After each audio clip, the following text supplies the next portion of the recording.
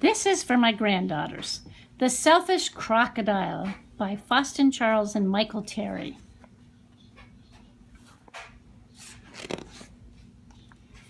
In a river, deep in the forest, there lived a large crocodile.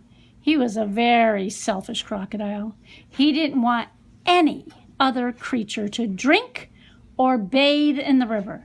He thought it was his river. And every day he shouted to the creatures of the forest, "Stay away from my river, it's my river, and if you come into my river, I'll eat you up." So there were no fish, no tadpoles, no frogs, no crabs, no crayfish in the water. They were all afraid of the selfish crocodile, and the forest creatures kept away from the river too. And whenever they were thirsty, they had to go for miles out of their way to drink in other rivers and streams. And every day the crocodile lay in the sun on his great big back, picking his big sharp teeth with a stick.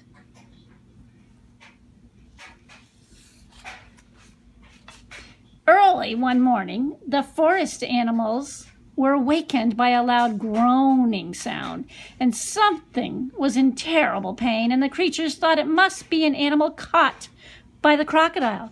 But as the bright sun came out, they saw that it was the crocodile himself who was in pain. He was lying on his big back, holding his swollen jaw, and crying real tears. "Oh, oh." That's what they heard. And the creatures drew closer, but not too close. And some of them felt sorry for the crocodile. "What's the matter with him?" asked the deer. "I don't know," said the squirrel. "Maybe he's going to die," chirped the blackbird. "Well, if that happens, it'll be safe to go into the river again," grunted the wild pig. The animals thought about it, and they hung from the branches, they peeked through the grass, they buzzed in the air, they shook their heads as they watched the great big crocodile, but no one tried to help. And suddenly, a little mouse appeared, sniffing the air. He ran along the crocodile's stomach, onto his stomach, along his tail, then onto his stomach, and the other creatures stared. Oh, goodness. "Look at that mouse," chattered the monkey. "He's either very brave or very crazy," growled the lion. "He's going to be eaten for sure," said the iguana.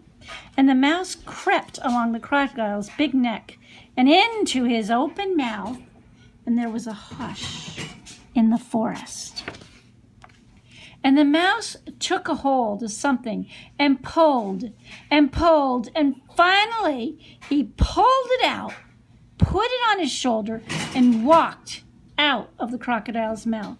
And the astonished creatures began to cheer, and the crocodile sighed out, "The pain is all gone." Then he saw the mouse walking down his stomach, carrying an enormous crocodile tooth.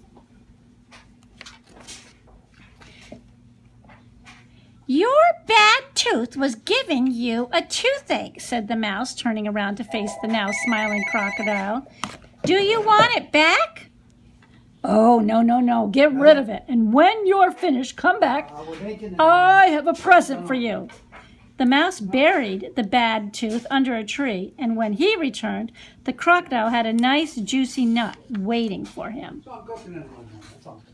And as the crocodile watched the mouse eat his nut, he said, "You must be very smart if you can cure a toothache, and very kind too. I'm so grateful. But what should I do if my toothache comes back?" "Oh, don't worry. I'll help take care of your teeth," answered the mouse, nibbling. And soon the crocodile and the mouse were best friends. Not long after, the crocodile sent all the animals an invitation Please come to drink and bathe in the river. I won't hurt you. This river belongs to all of us." And the creatures weren't afraid to drink and bathe in the river anymore. Although the crocodile was sometimes a little grumpy, they grew to love him. And soon the river was once again full of fish and tadpoles. There's little tadpoles. And frogs and crabs and crayfish. The end. I hope you girls enjoyed it. Love you.